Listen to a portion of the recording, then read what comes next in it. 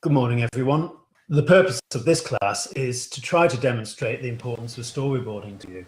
And what you see on screen is my attempt to storyboard the opening sequence of a thriller. Now, this could be a crime thriller, a spy thriller, or a conspiracy style thriller. These questions will become clearer at the end of this presentation. And there were several outcomes which we're looking to accomplish in this. First of all, that storyboarding is a way for you to visualize your story ideas, but also for you to think about some of the cinematic choices which you need to make in communicating those ideas. And that's where the kind of motivated framing and shot selection reflective part of this comes in. The second outcome of this is for us to think about storyboarding as good practice for all our production exercises. And because if you're involved in a collaborative venture, for example, good storyboarding, that is clear drawings and annotations as comprehensive as possible, will provide members of your production team a very clear idea of what you're setting out to accomplish in each shot. Another supplementary outcome for this is to begin to explore how the continuity system seeks to engage audiences and how shot selection tends to lead their interpretation. So this is our first slide, which, as you can see, is a longish shot, or it's an extreme long shot. And in the continuity system, this would be described as an establishing shot. So what is the duration of the shot, first of all? Let's think about the titles that we have there. Well, one of the conventions of the continuity system is that a long shot, tends to have a long take. Notice the difference in terminology there. One does not talk about a long shot as having a long duration. One talks about a long take as having a long duration. This is quite important. Many students get this wrong. So why would a long shot have a longish duration? Well, a shot is filled with a lot of details. So audiences take some time to actually take in the detail. And that relates to the purpose in terms of the storytelling. So the purpose of this shot would be to set the location or the setting of the shot, and perhaps the time frame as well. If one thinks about the opening shot of Psycho, it's an extreme long shot which tracks in towards a window, but also has a caption written over it, which is very vague in the terms of Psycho. So at the bottom of our slide there are a few other things which you need to think about. What would the focus of this shot be? What the depth of field? What would the aperture be? So how deep would the focus be? What's actually happening within the shot? And finally, some ideas about color palette, because choosing color palette will set the tone and the atmosphere for everything to follow, especially as this is an establishing shot, so you're establishing atmosphere as well. So let's move on to our next shot. Again, this one follows the conventions of the continuity system, but also introduces some conventions of storyboarding, in particular this kind of storyboarding. So we see there a large unfilled arrow, and in red, I'll just put my cursor there for you. You see in red, we see a linear arrow. So we have this one, which is a large open arrow, which is as I'll describe it. And then we have a closed linear arrow. So the large open arrow is to describe camera movement. And the small arrow there, and in this case, I've identified one person, is to show character movement. That's not to say that other characters aren't moving within the frame. But anyway, let's get to our shot. So our shot is closer to the subject, and in this case, the camera is tracking from left to right. And there are several planes of action in this shot, and in the foreground there are traffic. There's traffic which is moving back and forth. In the middle ground, there are characters which are moving back and forth. And in the central third of the frame is the character we're most interested in. Now, this follows the conventions of the continuity system in that our medium long shot follows our long shot, so that we've set the basic location and the setting, but now we've actually come in a bit closer to the subject, and we're looking at location, setting, and particular locality.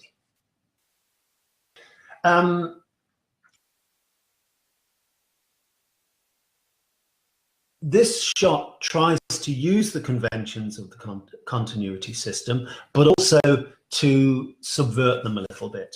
So, as I described to you, our character there, which I've marked in red, which I'll just put my cursor by, is moving from frame left to frame right.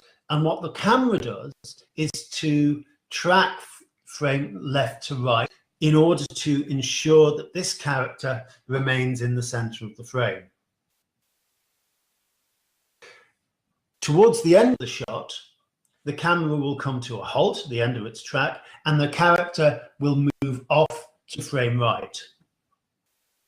Now, what we need to think about is the transition from shot to shot. In this case, I've kept it very simple so that what we have are straight cuts.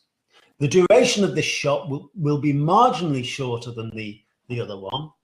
However, because of the track, it will be fairly close in length, which gives the rhythm of the shooting a fairly even feel. Now, part of the purpose is to be ambiguous. What it sets out is that this is a busy street and that people are moving back and forth, and the sharp-eyed viewers will see that we're tracking on one individual. But for many people, there will be ambiguity about which individual we're tracking. But those of us who understand the way that the system works will understand it's the guy dressed in red. Okay, let's move to our next slide, which I think is just... So this is shot 3. Shot 3, again, the camera tracks. The character walks into shot from shot left to the middle, and the camera tracks. Now this, again, is closer to the subject. Our character is still moving left to right, and now we've identified our character. He moves into the shot to the central third, and we track with him. And we see something of the actions he's engaged in. He's looking into parked vehicles, presumably with a view to stealing something. Okay. So again, we see the convention here that the camera is tracking from left to right. The character is moving from left to right, and that this shot, because we've made a straight cut from the last shot to this shot, there's continuity in the way the shots fit together. The camera movement is more or less the same, but the camera movement echoes what was in the previous shot, and the movement of character also echoes what was in the previous shot. We stay the same side of what's described in the continuity system as the axis of action. So character movement remains in the same direction. So again, we think about shot type. This is a closer shot, so it's a medium shot. Its duration is about the same as the last one, so we keep a similar rhythm. We now know that we're looking at this character because he's isolated in the central third of the frame. And its purpose is to reveal his intention, his motivation. And again, we look to notes of focus, camera angle, camera movement, the depth of field. So in this case, our depth of field might be a bit narrower, so that the plane where our character and other pedestrians is in focus whereas the plane of vehicles moving back and forth is slightly out of focus. Okay, let's move on to frame 4. So our character has come to a halt. Now, in this case, we've understood what our character's actions are, or we have an idea what our character's actions are. And this is a camera shot from a fixed position. Again, it's a medium shot, but there will be movement in this shot here. And the slide, unfortunately, doesn't indicate that yet, but I will do so with the cursor in a moment. So the character has come to a halt. He's found a car that he can steal.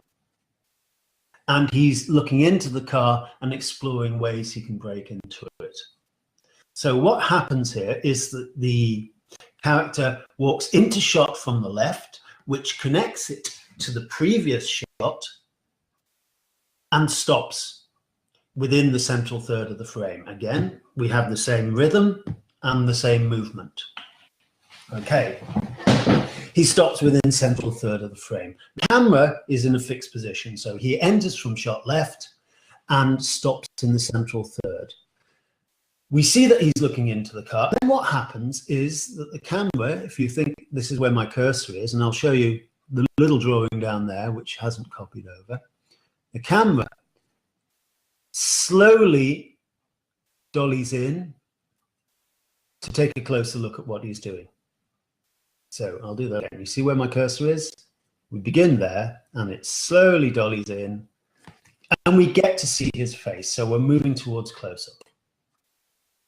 Okay, so that's shot 4. Moving on to shot 5. Now, something different has happened here. Well, the angle is completely different. It's a reverse angle shot. And what we've done is to break the axis of action. We've actually moved round to the back of our character. We've guessed that he's trying to break into the car now, and now we're actually going to see his actions of breaking into the car. The camera remains in a fixed position for the opening of the shot, and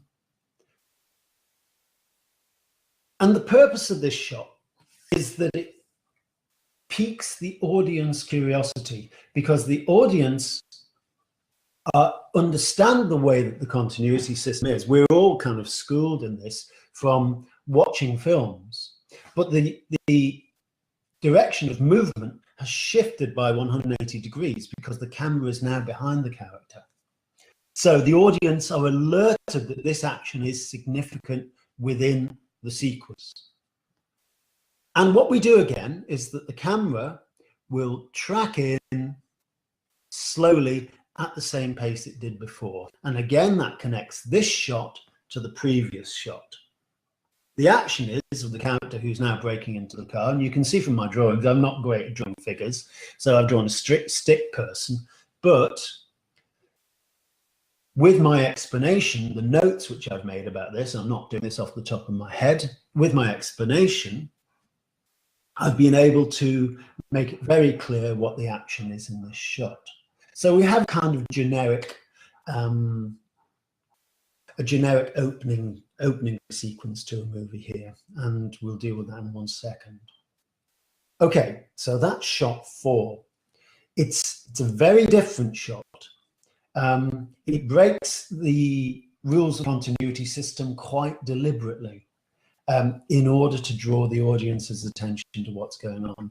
It's a medium shot, and we track in towards the back of our character, as I've said, like so.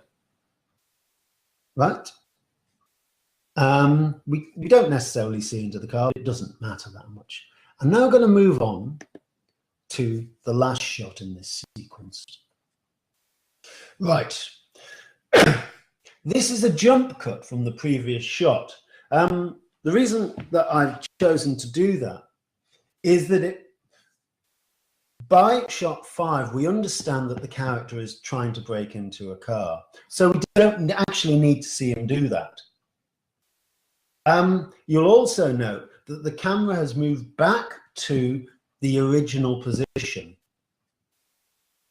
The character is now in the driving seat of the car and he's about to drive away, and within this shot he will drive away. So that's the action of the shot, and the focus is quite a narrow depth of field, so we can actually focus on the character. Okay, so the character drives out of shot towards the right, out of shot right. Okay, the shot type is a medium shot at this point. But I have a question for you to think about, and this is for you to think about motivated framing and think about what comes next. Now, this isn't a whole story in itself. As I just said, this is the opening sequence for perhaps a genre film. So there are three potential shot types as I see it here. First of all, that the end of this shot, the car drives away out of shot and leaves the frame empty. Okay, that's the first one. The second one is that the car drives out of shot right, but that the camera pans around from the fixed position to the right, and we see the car driving off up the road until it goes out of sight. And the third option is that the car drives to the right, but the camera tracks with the car. Now, the interesting thing about this is the action remains the same, but the shot selection and the shot type are different, so that the meanings of each shot will be different. So what I would like you to do is reflect on how that impacts the audience interpretation of what will follow.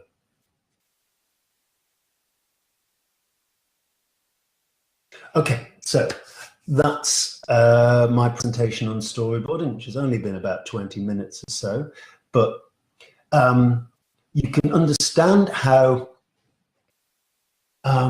storyboarding can communicate story ideas. Now, I've done it verbally here, but of course you have a story outline, and you would need to think about the shot selections which you choose. You would need to think about the sequencing of your story, and you would need to think about how you draw audience attention to particular phases in the story in order to release your story information in the most engaging possible way. Unfortunately, there's nobody here to ask questions, so I'm going to tie it up there. And I do hope that everybody has enjoyed this, and I want you to think about your storyboarding in yourself. You can see that my drawings are pretty basic, but the drawings with clear annotations and clear explanation help you understand what's going on there. Okay, well, thank you for your attention, and I hope this is useful to you. Okay, bye now.